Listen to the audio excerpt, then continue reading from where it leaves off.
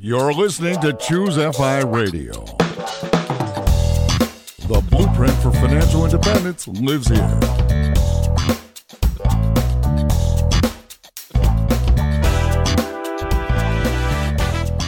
If you're looking to unlock the secrets to financial independence and early retirement, you're in the right place. Stay tuned and join a community of like-minded people who are getting off the hamster wheel and taking control of their lives in the pursuit of financial independence. Choose FI, your home for financial independence online.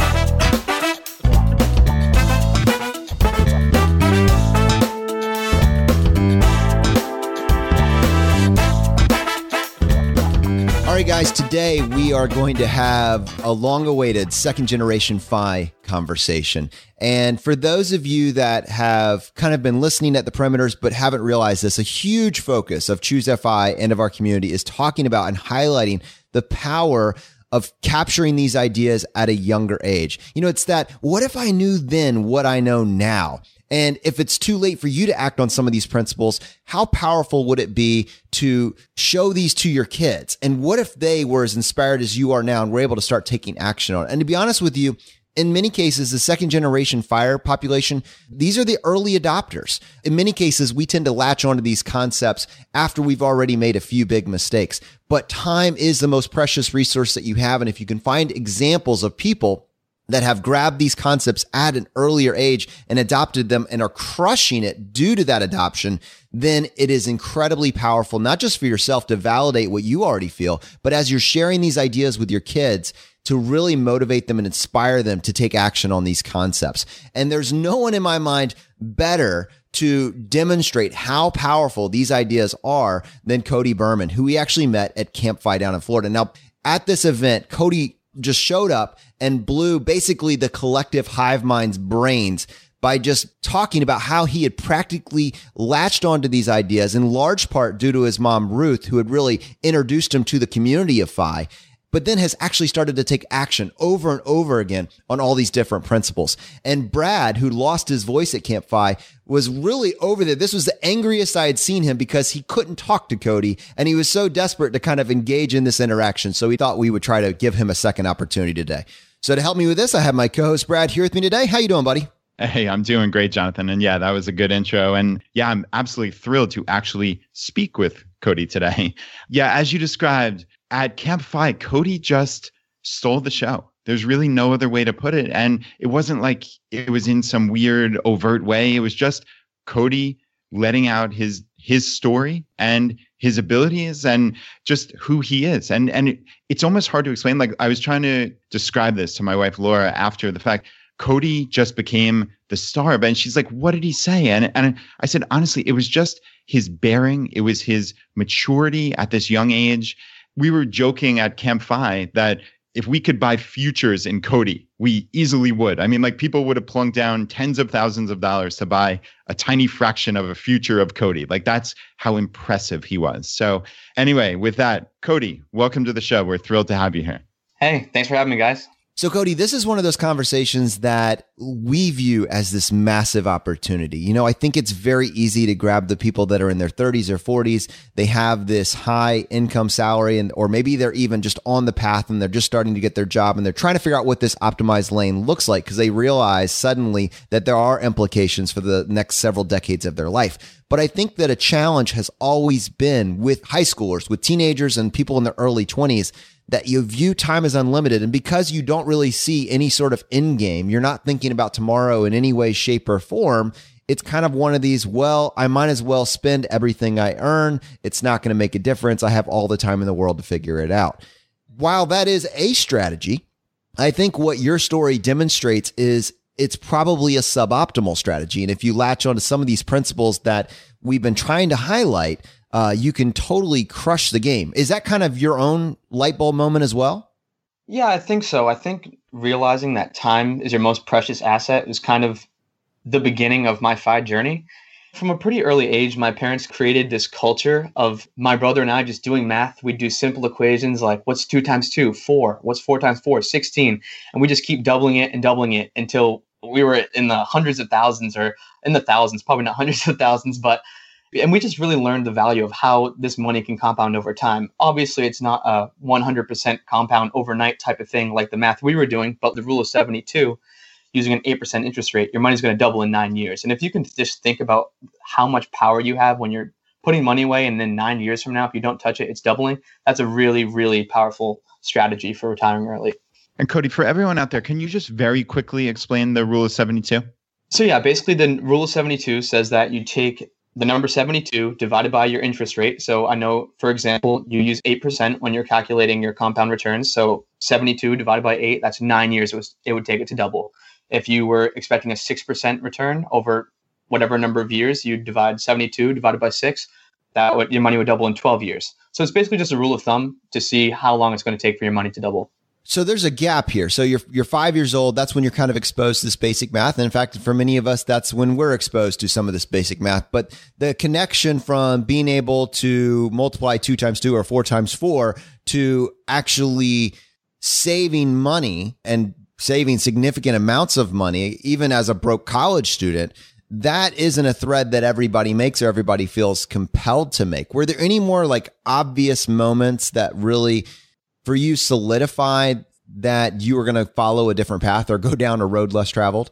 Yeah, definitely. So I think from whenever my earliest age of cognizance was, like maybe 4, I was fortunate enough that the bank of dad would actually give me and my brother 100% interest on any deposits we made into our savings account up until the age of 10. So if I got a few $100s from relatives for birthday money, I'd say it was $500. I'd put it all away in the bank, and magically the next day it was $1,000. And I thought that was the coolest thing in the world.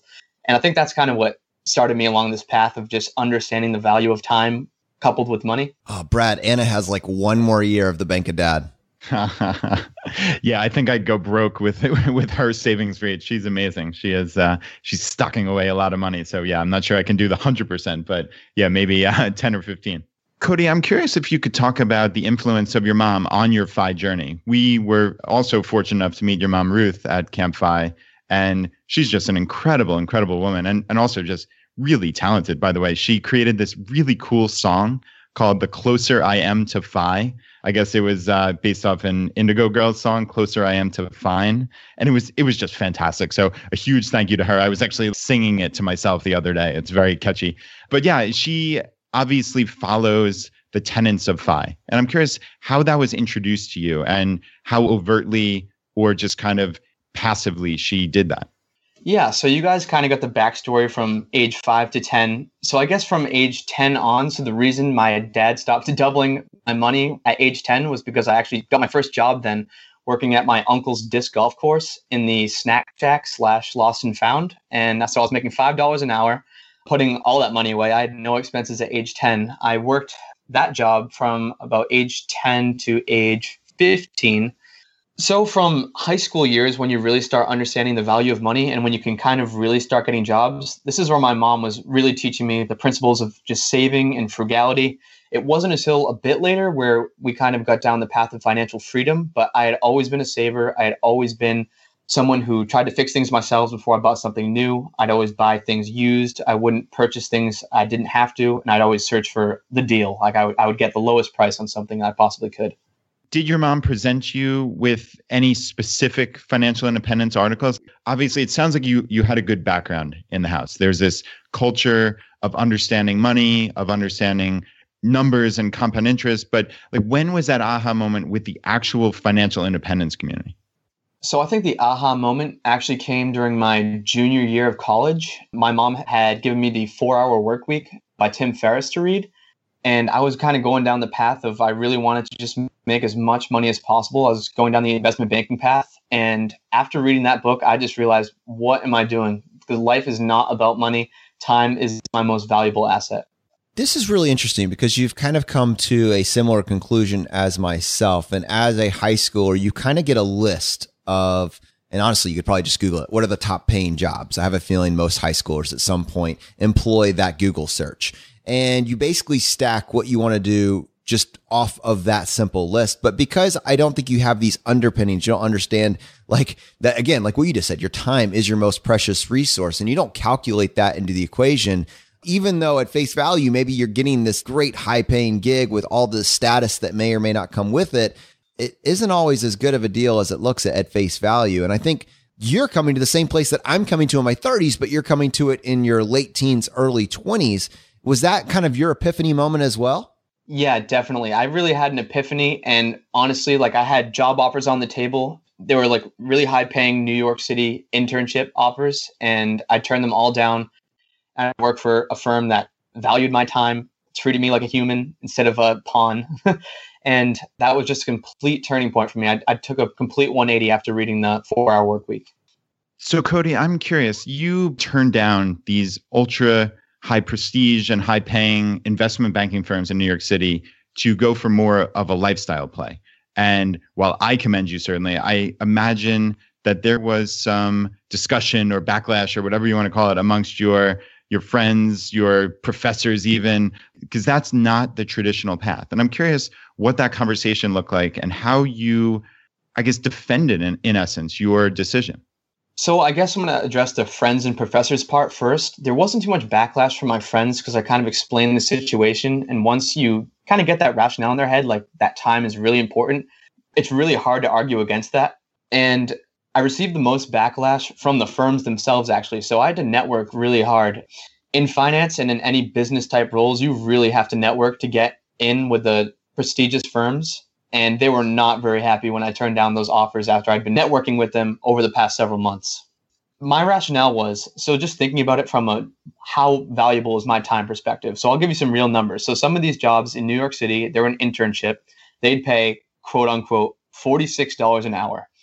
But you're working 80 to 100 hours a week. So just some quick math, doing an 80-hour week, you're making $46 an hour, working 80 hours a week.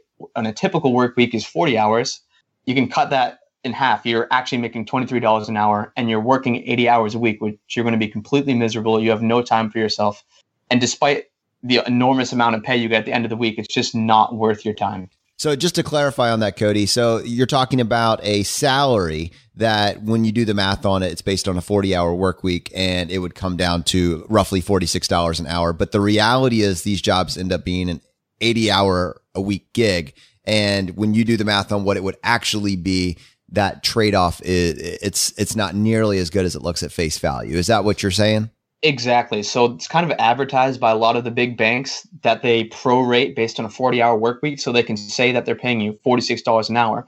But if you're working 80 hours a week, that turns out to be $23 an hour, first of all. And second of all, you have a lot less free time and you're going to be a lot less happy. So Cody, when you actually dive in and do the math, as you're saying, based on this hypothetical of the $46 an hour, and that actually gets down to $23 per hour when you really do, hey, I'm working 80 hours per week.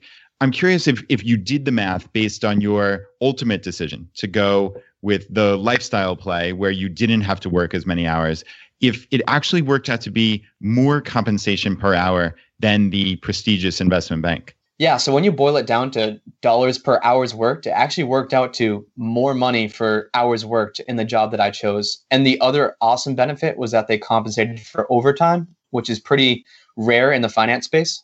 So I thought that was a no-brainer to choose that internship. Yeah, and Cody, this is a really important thing to highlight just for the audience, is that, and it goes back to the Vicki Robin book, Your Money or Your Life, which is, this is really about the essence of your life's time. You always hear people throw around, hey, I make X salary per year. But to me, that's irrelevant. And it's always struck me. And it's so neat to see you approach this at such a young age, because it doesn't dive into how many hours you work. What are you giving up in your life, in your relationships with your family and friends, which you don't have, with being able to do anything that actually excites you outside of work if you're working 80 hours a week, right? So to me, that dollars per hour, that's a much more realistic and important figure, certainly than a, hey, I make $100,000 per year. Well, you need to figure out, hey, what is that person giving up for that salary? So Cody, you've made this choice to pick a job based on value in your early 20s. It sounds like it's a good fit. And I know there's so much more to your story that we're going to circle back and highlight even more to pull out all this amazing content. But I'm wondering, if we were to take a step back and you're giving advice to either a younger sibling or a friend, and he or she is just saying, hey, you've clearly optimized this thing and you've got it all figured out, what advice would you give to me? I want to follow in your footsteps. And honestly, I'm going to be selfish here. I want to do it even better than you.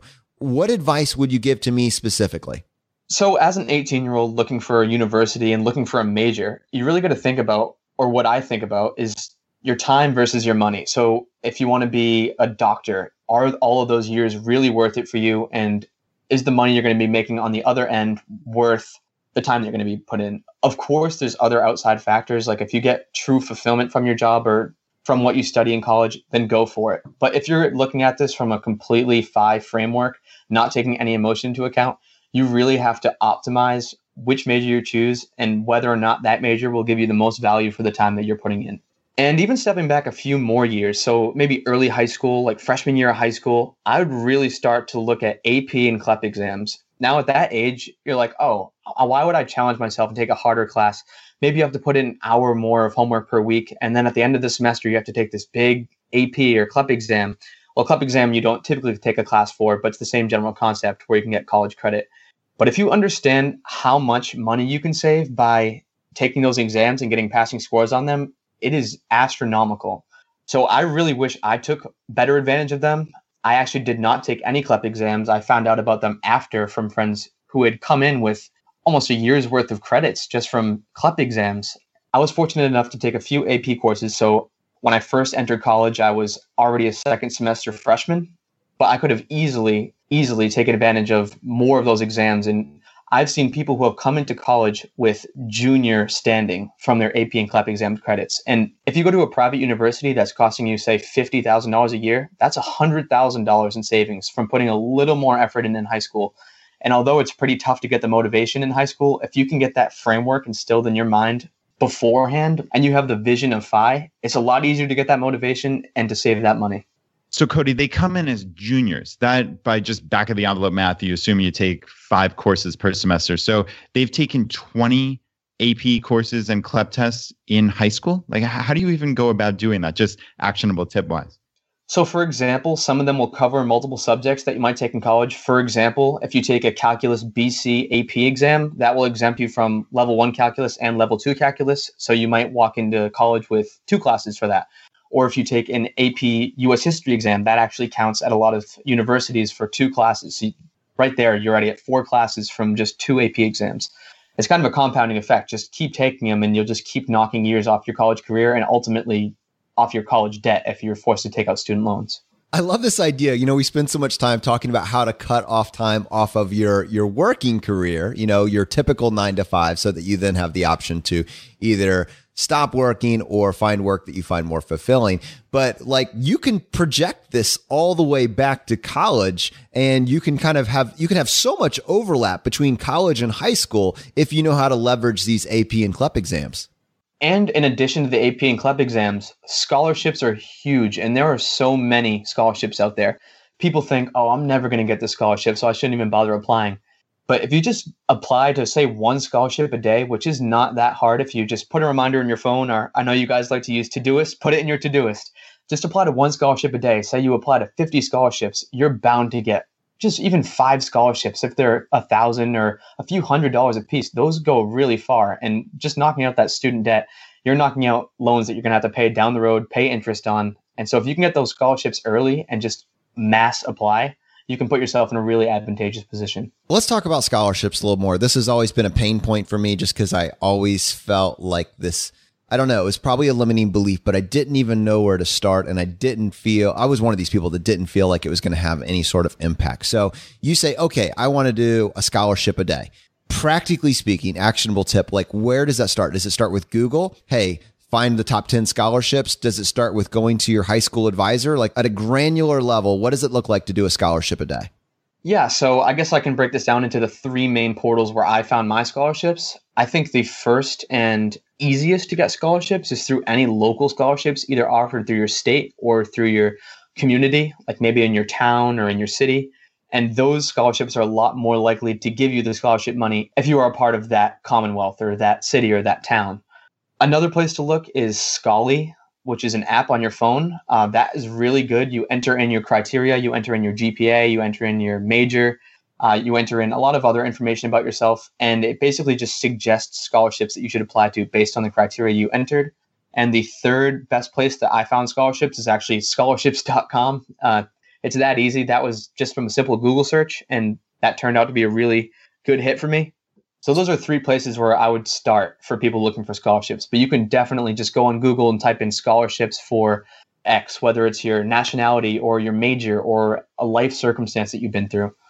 So we're going to talk about the fact that you've kind of started a side hustle / business at this point. But I think the reason I wanted to bring that in is because, as I'm sure you're aware, as a business owner, one of the things you start to do is A/B test things. So you test maybe different designs or different marketing strategies, but like taking those same principles that you use for your business and moving it all the way back to when you're applying for scholarships. Is there anything that you can draw from to talk about this Pareto's principle, this 80-20? Like most of your results that you found that you got came from when you really focused on this specific technique. Was it, hey, once I really developed the story that I tell myself about myself, that really helped me get these scholarships? Or the GPA, once I really nailed the GPA, that really helped? Or the extracurriculars? Is there anything in particular there that someone that's starting from scratch could benefit from?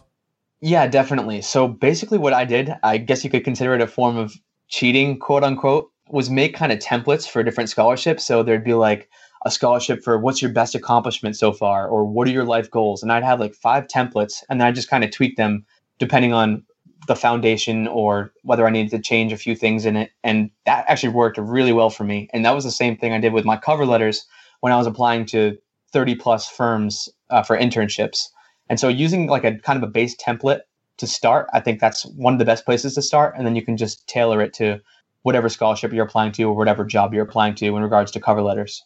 Oh, I'm so excited to ask that question. That's exactly the sort of life hacks that you're looking for. Like when you're talking about starting a scholarship process, you can't start from scratch every single time. You know, we're talking about this efficiency of time. And if every single time you go to do this scholarship, which is, you're right, it's going to look very similar. Not every single one will look similar to each other, but they do kind of tend to self-collect in these different groups. If you can put a system in place to start churning these things out, suddenly your rate of return just goes through the roof. And like you said, you know, maybe you're only landing 1 out of every 5, 1 out of every 10, but if it's more or less copy and paste with some small tweaks at the margins, now you're looking at earning what would be an hourly rate, you know, way more than you could ever possibly hope to earn working a summer job. Definitely. I think optimization is key. And so getting those templates and getting those foundations laid for any aspect of life really helps you in the long run. And you don't have to waste time on silly little things like rewriting an entire essay for that might be the same exact question that you were asked in the last scholarship you applied for, or rewriting an entire cover letter for a firm that's almost identical to a other firm that you're applying to. Cody, I know based on a conversation I had with your mom that you finished at or near the top of your high school class. So presumably you had some options when it came to colleges. I'm curious if you also took the same kind of FI mentality or scholarship mentality to your actual ultimate decision for college. How did scholarships and how did the overall cost of college come into your ultimate decision? Sure. So ultimately, it came down between a private school and a state school. And the private school did offer me a half tuition scholarship. So I was only paying about 50% of the sticker price. And then I had a few independent scholarships from my hometown and some of those other ones I applied through Scholarly and internships.com. But it was still looking like it was going to cost me about $20,000 a year, which I would have to take debt out for that amount of money. But the state school, on the other hand, from all the scholarships I had obtained through my applications, coupled with the small academic scholarship I got from the state school, which was obviously less in dollar value than the private school, I ended up paying a less than $5,000 per year to go to that state school. So ultimately, my frugality won, and I chose the state school. And it ended up being one of the best decisions I ever made. Wow. So a total cost of college after all these scholarships of $20,000 or less.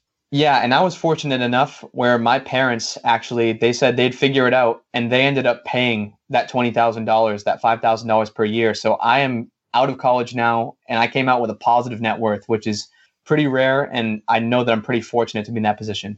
we have been highlighting over and over again, like, what is the estimated cost of college for your child when they're 18 years old? You're going to be paying $200,000 a year. And I remember even at one point, I was kind of pushing you on this idea of how much would college actually cost. And you're like, I don't even think my kid can go to college for $40,000 a year. But what Cody's saying is basically by using the same principles that we're talking about on this show and this optimizing mind, he's able to get it down to $5,000 a year.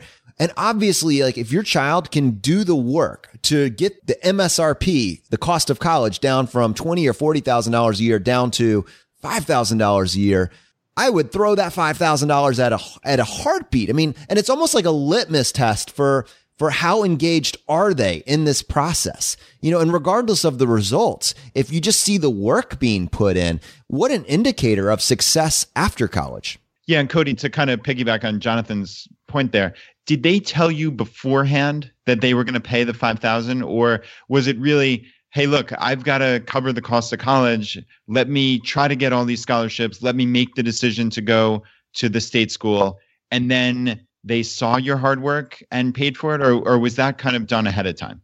So basically, my dad would always say, we'll figure it out. And I knew that he would do as much as he could, but that $20,000 a year bill from that private school, even though that is a drastically reduced price for a private school, I knew that was unfeasible. I come from a middle-class family. Making those types of payments every year was a lot less feasible than making a $5,000 payment every year.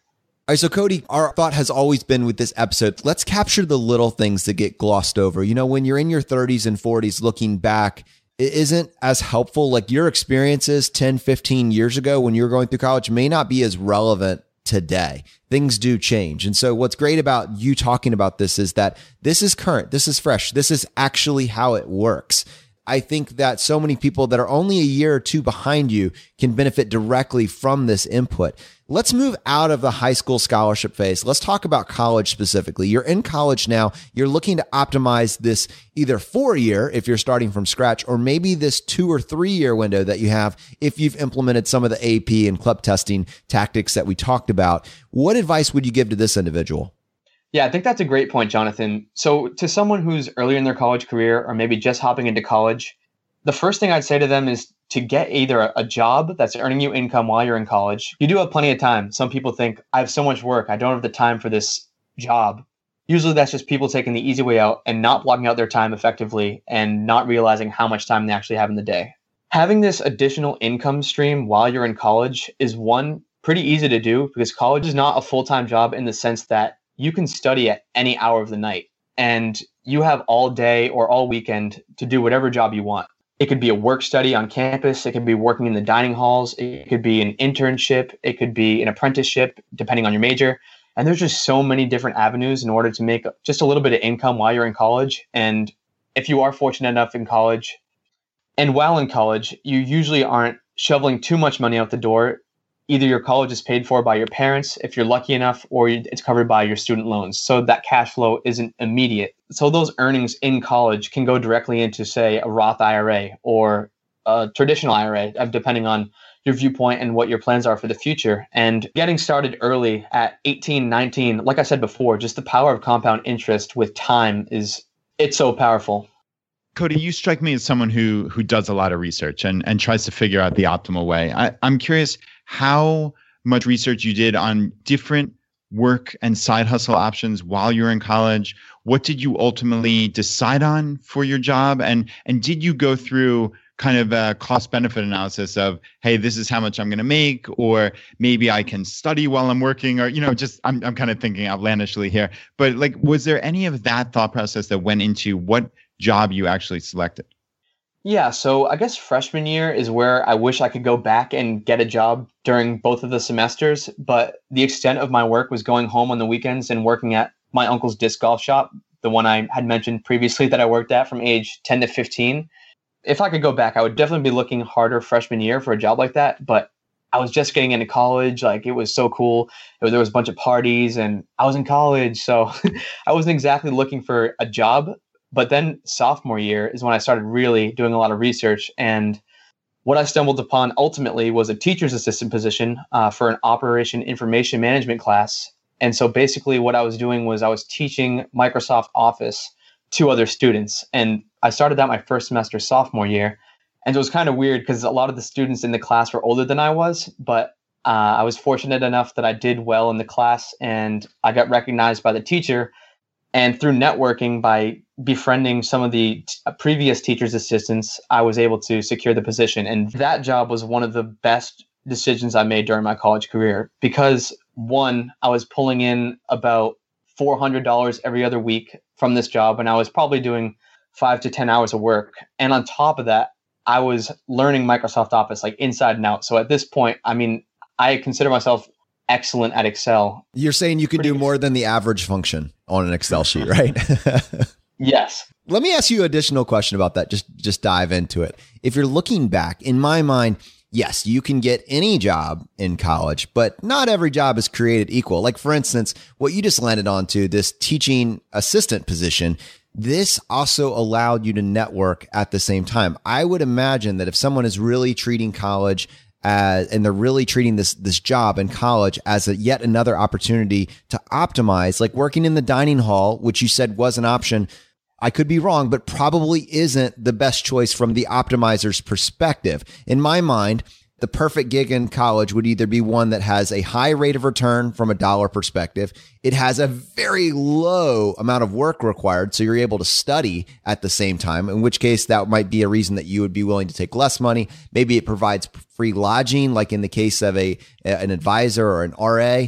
Or finally, it provides you either free tuition or it provides you the ability to find a network. Like, as I'm saying that, do you generally agree with that, or do you have anything to add on to that? Yeah, I definitely agree with that, Jonathan. I think when you're looking for the perfect on-campus job, or maybe not on-campus job, but college job, you want those 3 pillars. You want good income, you want the ability to network, and you want the ability to either learn or do your homework. So a job like a dining hall job, that's tough. It probably doesn't pay too well. You're probably not going to get too much networking done, and you definitely aren't going to get homework done. So what I would say to someone trying to find a job in college is try to find a job where you can get your homework done, because then you can kill 2 birds with 1 stone. You're making money, your homework's getting done, and potentially you could set yourself up for awesome networking opportunities and get really close with the professor and maybe get to know more professors in that field. And ultimately it could lead to an internship. It could lead to a job. You never know.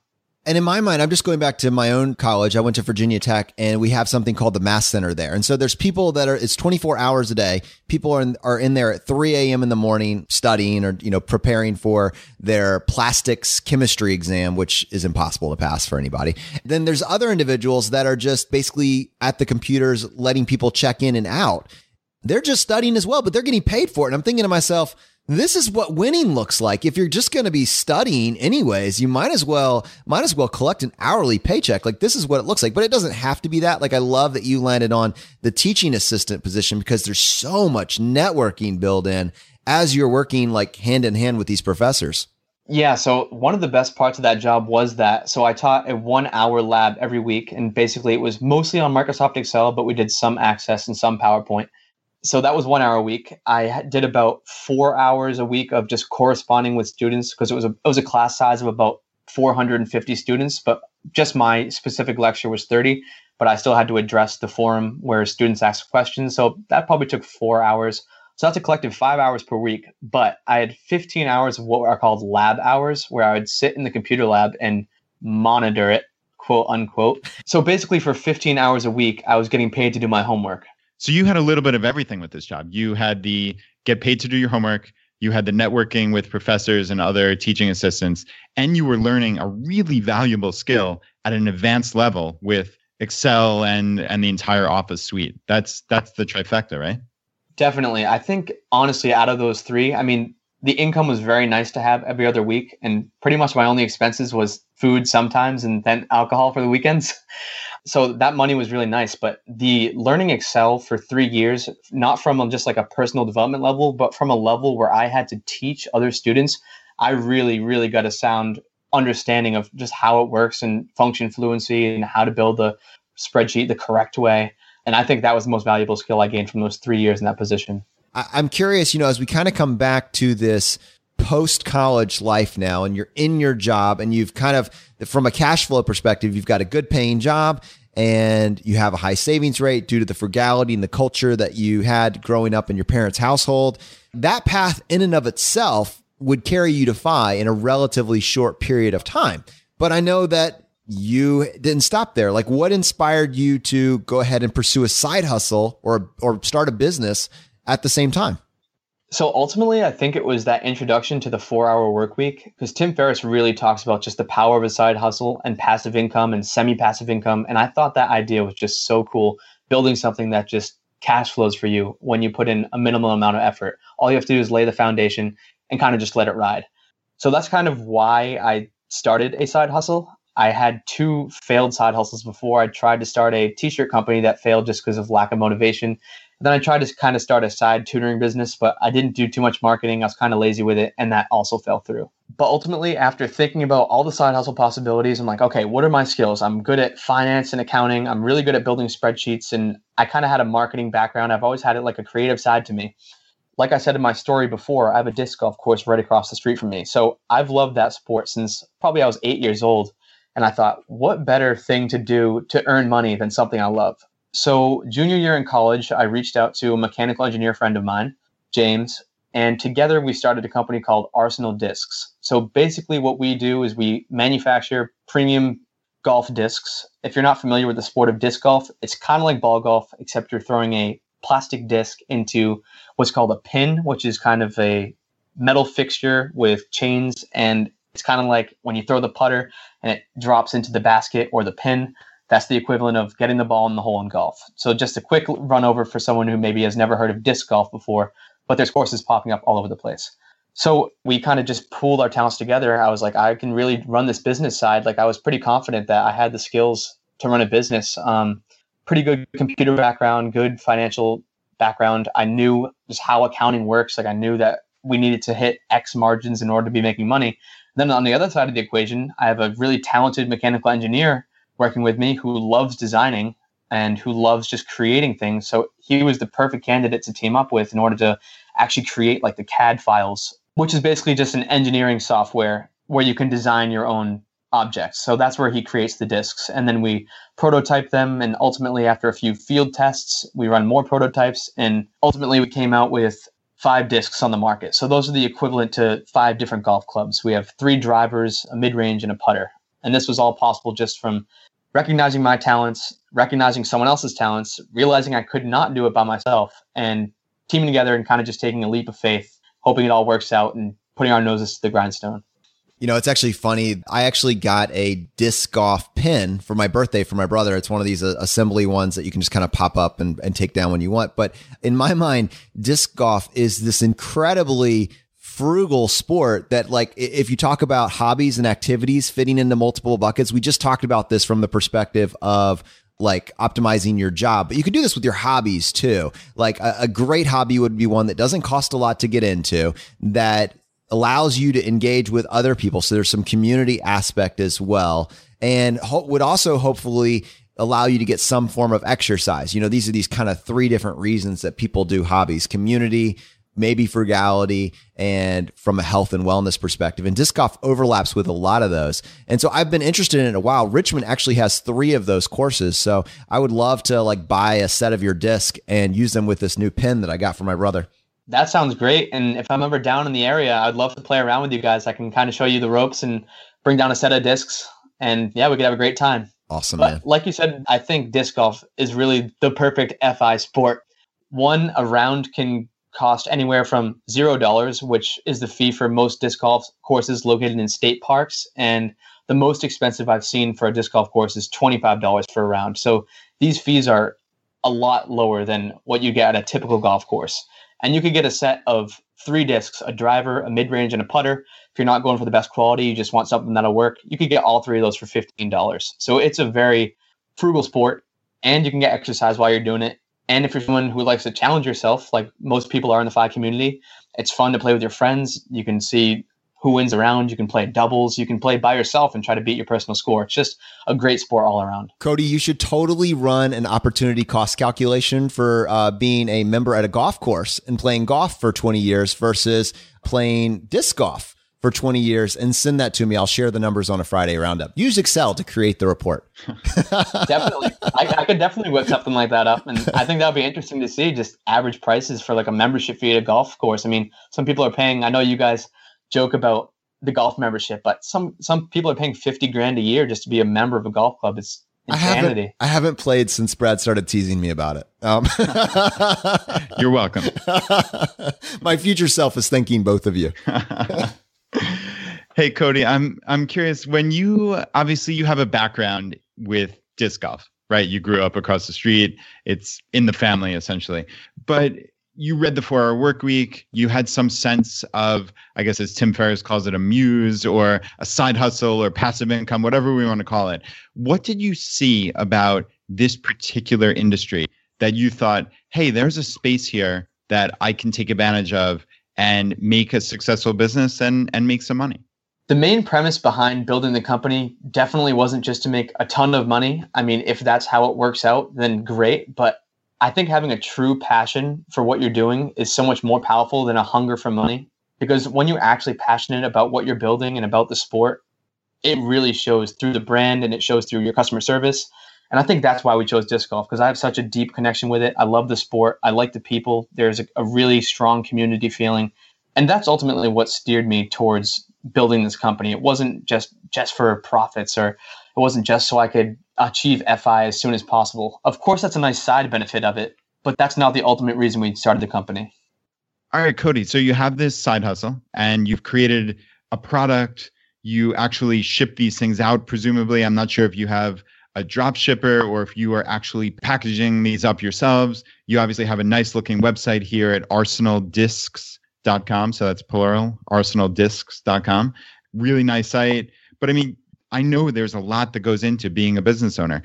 Talk to us about the time commitment for this, how much it involves, what it entails, and is it more or less than you anticipated when you set out to this? So I guess it's kind of in ebbs and flows. So when we first started the business, that first month, I mean, I had so much passion and just so much energy, because when you're building something up from scratch, it's just the most motivating thing. So I was probably working 40 to 60 hours a week on just the company, building it up. We were developing the website with the help of a marketing agency, just getting the names for the discs, doing a lot of research, reaching out to a ton of people to figure out who are we going to mold with, because we use injection molding technology to make these discs. Who are we going to do sampling with? What retailers are we going to reach out with? Setting up the social media accounts and a lot of other administrative stuff like that. So ultimately, you could see how this could get to a 4-hour work week in the long term. Yes, we do have busy weeks, especially when we're sampling new materials and we need to do a lot of correspondence with our molder. That's probably the most hectic weeks we have right now. But most weeks is just fulfilling customer orders that come through our website and then interacting with social media. We make sure we answer everyone on social media and on our website, and fulfilling customer orders. And to address your question, Brad, yes, we do our own fulfillment as of right now. Once we scale up, we're going to look towards a fulfillment center. But at this point in time, it just makes more sense for us, since we have the time, to do the shipping ourselves. Many people may have contention with the way that I'm approaching FI, but I think one of my biggest beefs with the financial independence community is hitting this number. And an article I recently read by Mr. Money Mustache, actually, called Money and Confidence Are Interchangeable, kind of really solidified this idea in my head. Because what I like to think about is what I call the reverse 4% rule. So say you're making $5,000 a year. If that's in your nest egg and you're taking out 4%, you multiply by 25 to reverse that 4% rule. And so that's $125,000 you'd have to accumulate in your nest egg to equate to that $5,000 you're earning per year. So my idea is that just once you cut your expenses to the bare bone minimum, and especially at my age, I'm very flexible. Like I could always move back in with my mom, or I could always eat ramen noodles, or these are very extreme scenarios. But if everything went wrong, I could definitely be very flexible and live on something like 10 grand a year, because I don't have kids. I don't have a house. I wouldn't have to be paying rent in that scenario. And so I think just taking risks and not waiting until you hit some number to pursue your passion is kind of the FI lifestyle that I really want to take. So I don't want to give you an exact date on when I'm going to quit my 9 to 5 per se. Could be in a year, could be in 2 years, 3 years. I think 3 years. I noticed he didn't say 15 years or 20 years, Brad. No. That's amazing. So yeah, I mean, especially being exposed to people who have done it at this age, you're just like, how can I possibly want to work a 9 to 5 after consuming all these blogs, all these podcasts about people who have done it? Like, what is the reason I would want to work a 9 to 5 job? And so I really can't see myself staying in one for more than 3 years. And I think going back to that article I read, that money and confidence are interchangeable. If I have a side gig like Arsenal Discs, and even if it's pulling in, say, $20,000 a year, I can definitely be flexible enough where that will cover all of my expenses. And so why not live the life you love now, take that leap of faith early on, and not wait till you accumulate the sacred cow, the nest egg, and you can't retire until you hit that certain number. I really, really like the idea of cash flow now, and that reverse 4% rule is like, how much money in my nest egg would I need in order to get X amount of income this year? So in my example, $5,000 this year is $125,000 in your nest egg. And that might take a long time to accumulate, but it's not that hard to make $5,000 in a year. You could work at Starbucks, you could bartend, you could do landscaping. There's so many options to make that additional income. And something I liked actually that Joel from Fi 180 says is he talks about the value of the dollar once you're close to fi, just how incrementally more powerful those dollars are. Because in those scenarios, it's like the reverse 4% rule I was talking about, like $1,000 a year using that 4% rule. That's $25,000 in your nest egg. And that's just a really powerful mindset to think about. And I think that's a reason why a lot of people who really go on this accelerated path to fi focus on real estate, because you can get that passive income, you can get that cash flow every month. And that's ultimately definitely going to be one of my future endeavors, one of my side hustles, maybe in the next year or less, maybe next 2 years, something like that. Definitely going to try to get into the real estate space, specifically Airbnb. I've been doing a lot of research into that. And just the cash flow that you can make can completely replace that income that you're drawing down on from a nest egg. Brad, I've been sitting on this idea for a while that, we've spent a lot of time saying, is it the 4% rule or the 4% rule of thumb? I am willing to say, like, for the record, for the second generation fi person, or for the individual that has figured this thing out and is pursuing fi at the age of 20 or 25 years old, my thing is, does it even matter? Like, does the 4% rule matter at all? Because the same individual that has optimized all their life choices by this point, 25, 30, 35, they're not just done. They're not sitting on the couch. They're optimizing and tweaking and figuring out cash flow situations. This doesn't resemble anything that we have been talking about in the traditional context of retirement or in the traditional context of the 4% rule. This is creating a lifestyle that excites you all along the way. And someone with that flexibility and creativity to do this at 25 to 27 years old, yeah, you have to imagine in the subsequent 70 years that they're going to do some incredible things. So yeah, I hear you.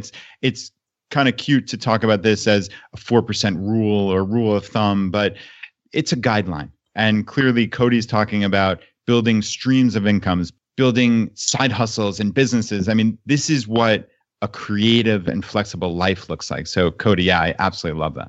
All right, Cody, we are going to hop into the hot seat, but before we do that, let's give people a chance to find out how to connect with you. If they want to find out more about your story, we're going to put a link to the show notes to an article that you wrote over at Get Rich Slowly. It was featured about a month or two back. JD was so excited by your story, he actually featured it as a case study.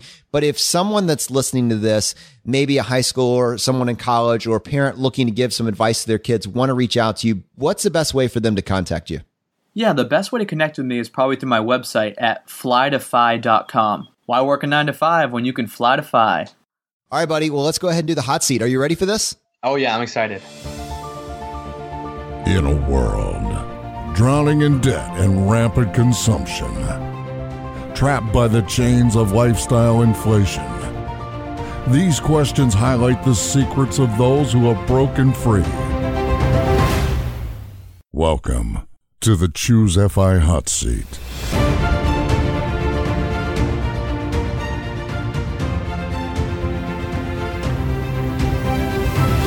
All right, Cody, question number 1, your favorite blog that's not your own. I think I'm going to have to go with the Mad Fientist on this one, because I'm really about optimization in terms of numbers. And just early on, looking at a lot of his spreadsheets and a lot of his retirement calculators, like whether I should contribute to a Roth or a traditional IRA, I really like the tools he's built over there. And I think he does a lot of great work for the quantitative side of FI. All right, question number 2, your favorite article of all time. Now, this can be one that you wrote, or it can be somebody else's. So I think I'm going to actually go with the recent Mr. Money Mustache article, Money and Confidence Are Interchangeable, because that really spoke to me about how you should take the time now to pursue what you love instead of waiting until you have X number of dollars. Just dive in, do what you love, and at some point, you can probably monetize that passion. All right, Cody, question number 3, your favorite life hack. So I think I'd have to say Airbnb is my favorite life hack. And the reason for that is a lot of people who are maybe in their 40s, 50s, 60s are kind of scared to use Airbnbs. I don't know if scared is the right word. The power of using Airbnb while you're traveling is incredible. And I know a lot of people, like my aunts and uncles and just people in that generation, are kind of hesitant to use an Airbnb or any kind of like ride sharing app like Uber, or house sharing like Airbnb, or car sharing like Turo. A lot of those apps that have recently been developing in like the economy sharing sector are really powerful tools in order to save a lot of money or potentially earn a lot of money. So if you buy an investment property, you can earn sometimes 2 to 3 times the monthly mortgage with an Airbnb. Or if you don't use your car that much, if you're biking to work, you can rent your car out in Turo and make maybe $1,000 a month. So a lot of these economy sharing tools are really powerful, and I don't think people take advantage of them because they don't fully understand them, and they don't understand how they're monitored and how people are rated, and you're not just staying in some creepy guy's house. Like, there's reviews, and just for example, a hotel somewhere could cost $100 a night. That's a pretty cheap hotel. And Airbnb, you can get a decent Airbnb for $25 a night. That's not a far-fetched number. So just the power of saving that I've been able to do personally through traveling and staying in Airbnbs, I've probably saved in the hundreds, maybe thousands of dollars. All right. Question number 4. You're only 22 years old, so I would imagine for someone that has as many optimizations under their belt as you've listed on this show that you shouldn't have a lot of options to choose from, but your biggest financial mistake? Okay, so this is definitely going to have to be my car purchase that I made when I was 16 years old. So I didn't want to spend much money on a car, but my dad convinced me that I should get the best car that I can possibly afford. And so at 16, from all my previous birthdays and from working from 10 to 15 in the golf shop and other various jobs, I had about $12,000 in the bank. And so I spent every penny on a 2009 Volvo S40 T5 with a sports package. And my dad convinced me that it was a good investment because it was a safe car. It was a cool car. I'd look really cool at school. And if I could go back and just buy like a $2,000 beater and put that 10 grand into an IRA, I mean, that was at 16. So it would probably be something like 15, maybe 16 grand by now. And just forfeiting those gains with the mindset that I have of always wanting the optimal situation to happen, I cringe when I think about all that money that I lost. What an incredible picture to paint. To be fair to Dad, he did instill this culture of saving. So it's absolutely net positive, but what a reverse of the normal situation. So yeah, man, I definitely get that. It's actually incredible how many of us, the financial mistake involves the car. Like, we have been sold a bill of goods, and I don't think very many people understand the true cost of car ownership. All right, Cody, question number 5, the advice you would give your younger self, your even younger self. So I think talking back to just getting ready for college, I would take every AP and CLEP exam possible. I really think that if you apply yourself, you have so much potential to wipe out those general education classes and classes that you're just paying for to take, even though you may not want to learn them. And so going into college, all of those are done, and you can just focus on that thing that you really love, whether it's computer science or business or art or whatever it might be.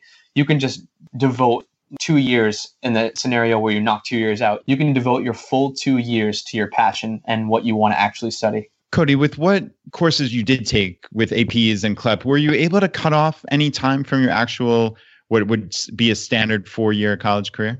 Yeah, so I actually had enough credits to graduate a full year early, although I wanted to stay a little extra just because I wanted to be with friends and I was having a great time. And the last semester, I kind of took it easy. I only took classes I really wanted to take. So I ended up graduating in 3.5 years. So I still graduated a semester early. And for this last gap, so we're recording this in March, and from January until June, I'm actually traveling in Australia before I go to my full-time job in July. It's amazing. Nice. So it's a gap half year, essentially. That's awesome. Yeah, basically just a gap half year, 6 months of traveling, no worries, just before I start my full-time career while I have the time and flexibility. All right. And Cody, we have a bonus question. And basically in the FI community, we often talk about cutting down on expenses and saving money. But that said, purchases can enrich our lives in instances. So I'm curious, do you have a favorite purchase that you've made in the last 12 months or so? Yeah, I'm actually going to go with the purchase that I made here in Australia, which was a bike that I got off Gumtree, which is basically the equivalent to Craigslist. But in Australia, I got the bike for $40. It's a pretty nice bike, but the best part of it is that I use this bike to deliver Uber Eats for side income while I'm traveling in Australia. Make my own schedule. It's flexible. It's decent money. And yeah, so the investment actually made itself back, which is great. So to clarify, you're slow traveling in Australia, and while you're doing that, you're taking advantage of the new economy to actually earn side money or a side hustle while you're on the slow travel vacation. Yeah, it's just nice having a few extra $100 per month. And the Uber Eats was actually perfect because I have so much flexibility that if I had a shift position where I had to get like a shift covered because I was traveling in New Zealand or traveling to Sydney or wherever, I wouldn't have to get it covered because with Uber, you can just do it whenever you want. Dude, you're just crushing this thing all the way around. And this has been so much fun having you on the show and diving into your story. Thanks for coming on today. Yeah, thank you guys so much. This has been great.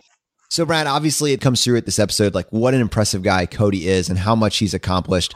His mom, Ruth, who we were talking about earlier, actually messaged me going into this and just said, I'm just so proud of everything that my son has done and just how he has really brought this whole framework together. And she gave me some additional details, which if people are listening to this, trying to get a sense of practically what has Cody accomplished from an academic perspective, here's a few things. Graduated top 1% of his college class. His interests include weightlifting, disc golf, snowboarding, ping pong, MMA, and wakeboarding. He graduated the top 10 in his high school class with a GPA of 99.75, awarded for the most outstanding high school math student with a college GPA of 3.91. In his major, it was a 4.0. Teaching assistant, which we obviously covered, and was in the UMass Investment Club, won first place in the annual 2015 Investment Club stock pitch competition out of 25 competitors. Brad, this is one of those episodes that you have to find the right person to get it. I mean, frankly, I can't talk about optimizing college anymore. I can't talk about optimizing high school. I'm looking at it as an outsider. It's not information that's serving me right now. So like, in order for this to be applicable, in order for this to be relevant, you have to find someone that is incredibly close to it and can talk about what they did in the short term and what they are doing. And Cody is the first person that in my mind has been able to bring this to the FI conversation and show us what we don't know that we don't know. Yeah, Cody is a very impressive person. There's no doubt about it. And I mean, to be this far along at 22, both in a monetary perspective and also to have this side hustle that he's created and really to have the mindset of FI, right? I mean, he has had that for years now, going back to turning down that really high paying and prestigious investment banking job that almost invariably would have led to a very lucrative job after college. But he made the decision really from a FI and lifestyle perspective that wasn't his path. So yeah, I mean, Cody certainly can speak to that second generation FIRE community that we're constantly talking about here. And yeah, and I think this is the first of many times we'll have Cody involved in the Choose a FI community on the podcast. I know he's thinking about blogging for us now. He has a lot to offer this community. And yeah, just absolutely thrilled that he got to share his story here. So guys, Brad and I are always looking for a way to support this community and also in this case, support Cody as well. And so what we'd love to do for the next 7 days, this got aired on Monday through this upcoming Sunday. If you take the time to leave us a written review for the podcast, just go to choosefi.com/iTunes, follow the instructions there, leave us a short written review, and then send us an email to feedback@choosefi.com, letting us know that you left a review and what screen name you left it under. We are going to purchase one set of disc golf for every 5 written reviews that we get, and then we will announce the winner on an upcoming Friday roundup. All right, my friends, if you got value from the episode, if you've been getting value from the episodes up to this point, if this is information that you can use now or your child can use now, this is what we're here for. Take 1 second, press the subscribe button on the platform that you're listening to this on. It just lets the providers know that you're getting value from this content and you want to be here when we produce additional episodes. The fire is spreading, my friends. We'll see you next time as we continue to go down the road less traveled.